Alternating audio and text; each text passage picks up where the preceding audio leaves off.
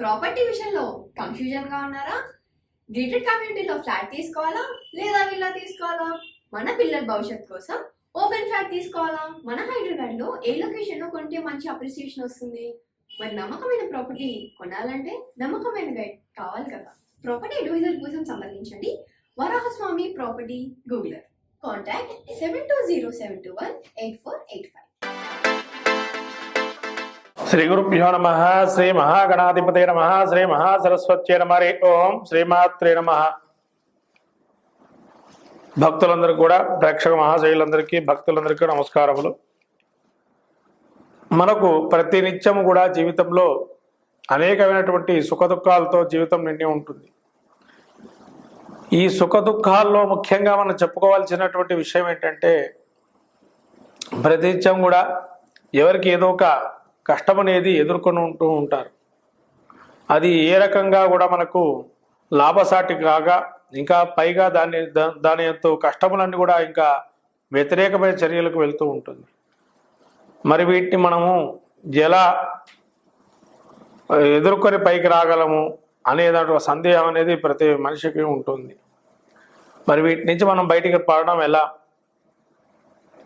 దానిలో ఉండేటువంటి ఆ యొక్క దరిద్ర దేవత అని మనం ఏదైతే అనుకుంటామో, ఏది మొదలుపెట్టినా మనకు రివర్స్ కావటమనో, ఏది మొదలుపెట్టినా మనకు ఆటంకాలు ఉండటమో జరుగుతూ ఉంటుంది. ఆ పనులన్నీ జాప్యం జరుగుతూ ఉండడం వల్ల నిరాశ నిస్పృహలోని ఎప్పటికీ మనం ఎంత చేసినా ఇంతేనా మన జీవితం అని ఒక ఆలోచనలో ఉంటాం.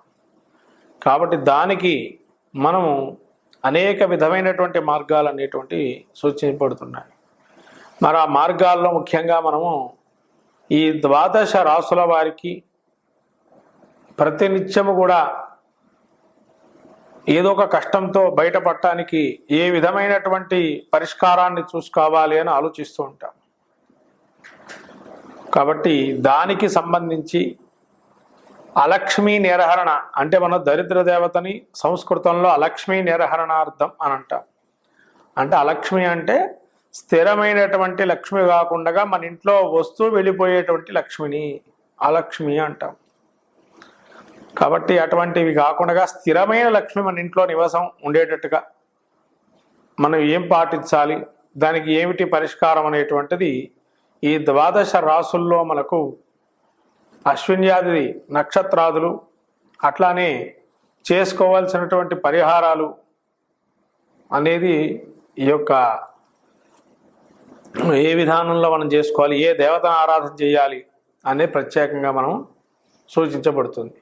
అందరూ కూడా భక్తులు ఈ యొక్క జరుగుతున్నటువంటి ఏదైతే వీడియో అంతా కూడా తిలకించి పూర్తిగా దానిలో క్రమబద్ధంగా చేసుకొని ఆ పరిహార మార్గాలు ఎంచుకొని పరిష్కారం తీసుకొని దేవకృప అనుగ్రహం కలిగి అలక్ష్మి నిరహరణమై స్థిరలక్ష్మి కలగాలని కోరుకుంటూ ఆ దరిద్ర దేవత ఏదైనటువంటి జ్యేష్ఠాదేవి అని కూడా అంటారు.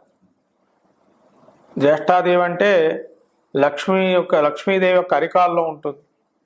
ఆ జ్యేష్ఠాదేవి ఏదైతే ఉంటుందో, ఎప్పుడైతే మన ఇంట్లో లక్ష్మి వెళ్ళిపోతుందో వెంటనే జ్యేష్ఠాదేవి ఇంటికి వస్తుంది. కాబట్టి జ్యేష్ఠాదేవి నిర్హరణార్థం. అందుకనే జ్యేష్ఠ మాసంలో అందరూ కూడా అన్ని దేవతామూర్తులకి వసంతోత్సవాలు చేస్తారు.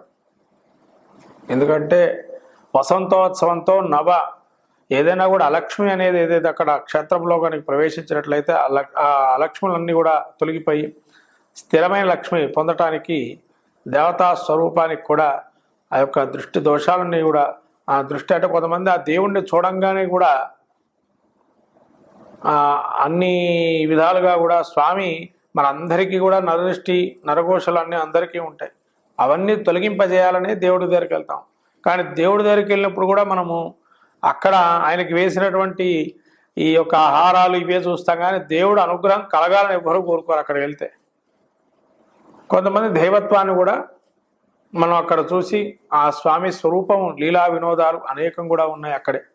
అంటే ప్రతిదీ కూడా క్షేత్రంలో మనం చూడవలసినటువంటి క్షేత్రాలు ఏవైతే ఉంటాయో అవన్నీ కూడా పరిష్కార మార్గంగా సూచిస్తూ మనకుండేటువంటి ఇబ్బందుల నుంచి బయటపడడానికే ఈ యొక్క దరిద్రత తొలగింపజేయడానికి 12 రాశుల వారికి ఫలితాలు చెప్పబడుతుంది. నమస్కారం. శ్రీమాత్రే నమః. తదుపరి రాశి కుంభరాశి చూసినట్టయితే కుంభరాశిలో ఉన్నటువంటి నక్షత్రాలు ధనిష్ట 3-4 పాదాలు, అట్లానే శతభిష నక్షత్రం 4 పాదాలు, పూర్వభాద్ర 1-2-3 పాదాలు. ఈ యొక్క రాశిని మనం చూసినట్టయితే వీరికి కష్టాలు ఏ విధంగా ఉంటాయి, దరిద్ర దేవత ఏ విధంగా వస్తుంది అనంటే వీళ్ళ ఇంట్లో ఉన్నటువంటి బంధువర్గాలే వీళ్ళకి శత్రువులుగా ఉంటారు. కనబడే శత్రువులు. ఇంటి దొంగ ఈశ్వరుడైన పట్టలేదన్నట్టుగా ఇంట్లోనే ఉంటాడు మీకు తెలియకుండా. ఆ ఇబ్బందులు ఒకటి. ఇంకో ఇబ్బంది ఏంటంటే ధనం చేతికి రావాలి అనంటే డబ్బు ఎవరైనా కూడా లాభాపేక్ష లేకుండా మిమ్మల్ని ఏది అడగరు. లాభాపేక్షను ఆలోచిస్తూ అడుగుతుంటారు. అది కూడా కొన్ని ఒప్పుకోవడానికి వీలుగా ఉండే పరిస్థితి ఉంటుంది. ఎందుకంటే అది మనకు అత్యవసర పరిస్థితి కాబట్టి ఒప్పుకుంటారు. దానివల్ల కూడా కొన్ని అపవాదాలు, కష్టాలు అవన్నీ సహజంగా ఉంటాయి. మరి ఈ యొక్క కుంభరాశి వారికి చూసినట్టయితే ఇంకా నక్షత్రాదులకు వెళ్తే ధనిష్ట నక్షత్రం 3-4 పాదాలు ఏవైతే ఉన్నాయో అందిదకపోతే జుట్టు అందకపోతే కాళ్ళు అన్నట్టుగా వీళ్ళ యొక్క ఉంటుంది స్వభావం. కాబట్టి అది చాలా జాగ్రత్తగా మీరు ఎప్పుడైనా అటువంటివి చేయకుండా ఉండాలి అనుకుంటే 10 మందితో కలిసిపోయి ఉండండి. అప్పుడు అలక్ష్మి కానీ దరిద్ర దేవత మీ ముందర ఉండదు. ఏదైతే మీరు వేరుగా చూస్తుంటారో ఆటోమేటిక్ కష్టాలు వస్తూ ఉంటాయి. మరి పరిష్కారం ఏంటయ్యా దీనికి?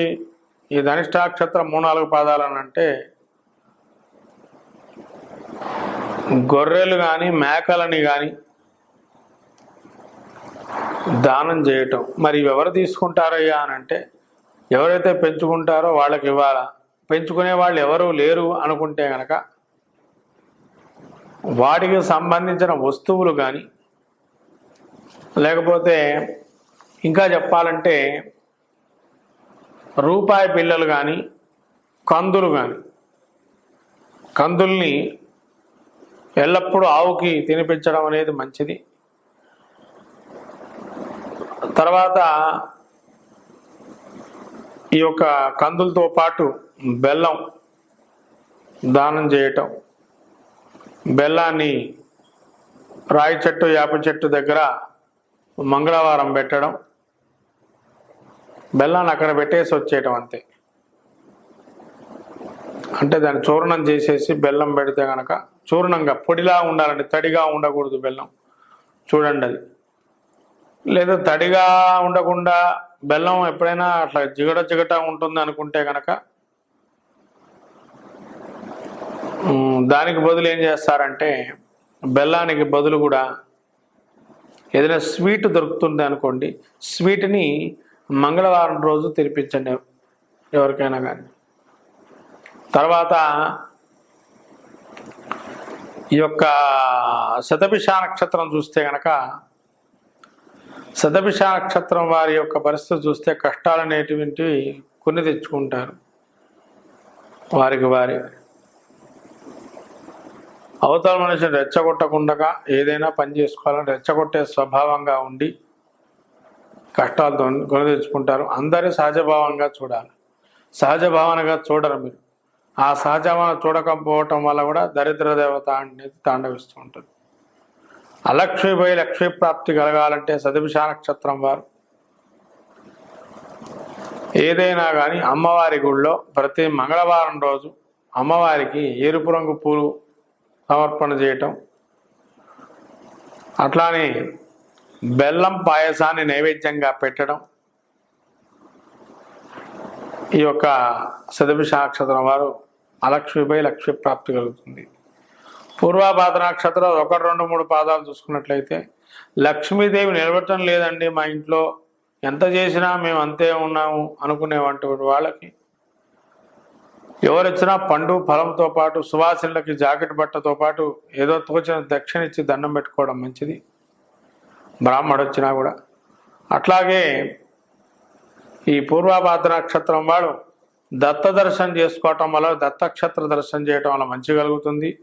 దత్తాత్రేయుడికి జవ్వాదిని సమర్పణ చేయటం, జవ్వాది ఏదైతే సుగంధ ద్రవ్యాల్లో ఉంటుందో జవ్వాది, ఆ జవ్వాదిని కనుక చందనంగా స్వామికి అలంకరించడానికి ఇచ్చినా కూడా మంచి కలుగుతుంది.